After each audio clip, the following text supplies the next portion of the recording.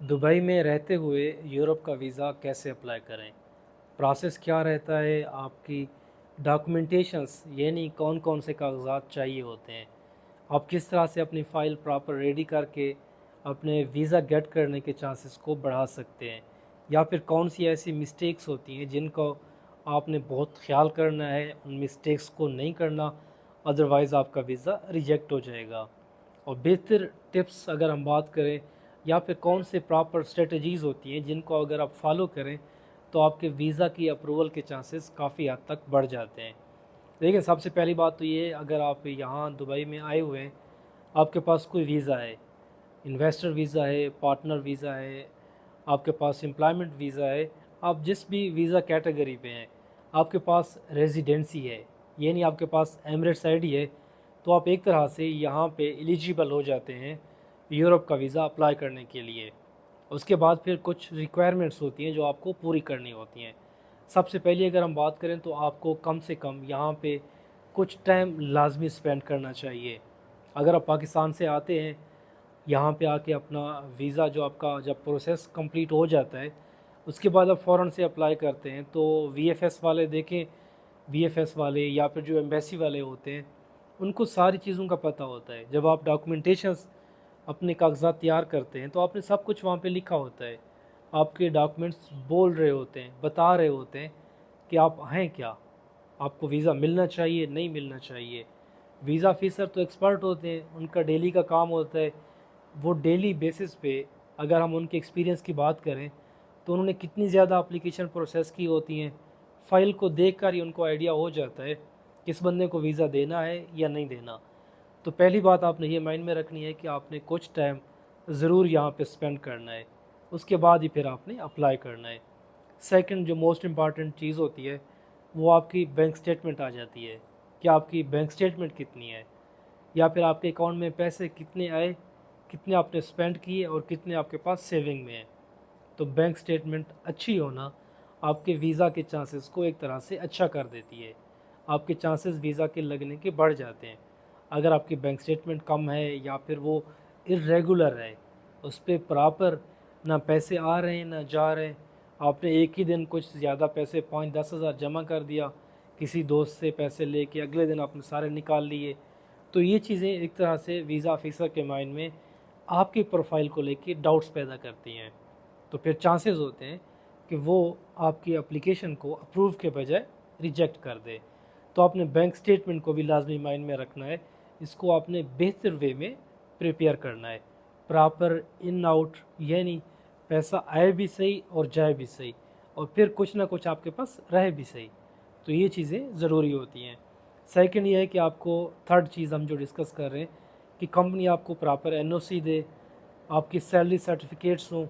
NOC में basically आपका profession mention होता है कि आपका वीज़ा का डेजिग्नेशन क्या है, आपकी जॉब रिस्पॉन्सिबिलिटीज़ क्या हैं। अगर आप कहीं पे विज़िट के लिए जा रहे हैं तो कंपनी को आपके जाने से कोई इतराज़ नहीं है, वो आपको छुट्टियां दे रहे हैं, वो हॉलीडेज़ आपको लीव्स ग्रांट कर रहे हैं कि आप वहाँ पे जाएं और वापस आ जाएं। आपके वहाँ जाने से कंपनी के कोई ऑपरेशंस डिस्टर्ब नहीं होंगे, कंपनी के काम पे कोई असर नहीं पड़ेगा। तो एनओसी में बेसिकली आपकी सारी डिटेल आ जाती है। उसके साथ फिर बेसिक डॉक्यूमेंट्स होते हैं। अगर आप ख़ुद अप्लाई करना कर रहे हैं तो आपको ख़ुद तैयार करने होंगे।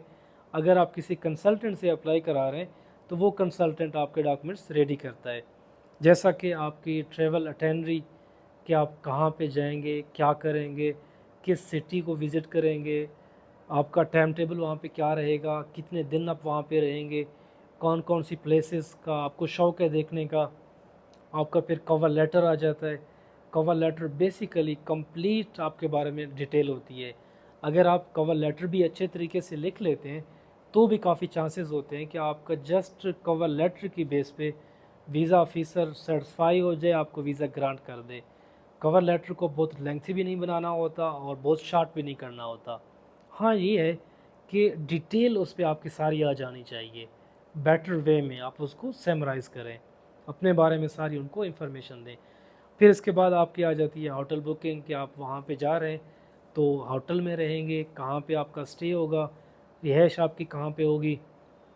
अगर आपको कोई दोस्त, कोई फैमिली मेम्बर, कोई जानने वाला स्पॉन्सर कर रहा है तो उनका इनविटेशन आपको चाहिए होता है, इनविटेशन होता है, उनके बेसिक कुछ डॉक्यूमेंट्स होते हैं, वो आपने एप्लीकेशन में अटैच करने होते हैं।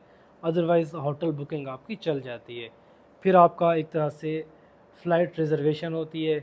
देखें, किसी भी कंट्री का अगर आप वीज़ा अप्लाई कर रहे हैं तो आपको कभी भी जो फ़्लाइट कंफर्मेशन होती है वो नहीं चाहिए होती, क्योंकि वीज़ा तो आपको मिला नहीं है।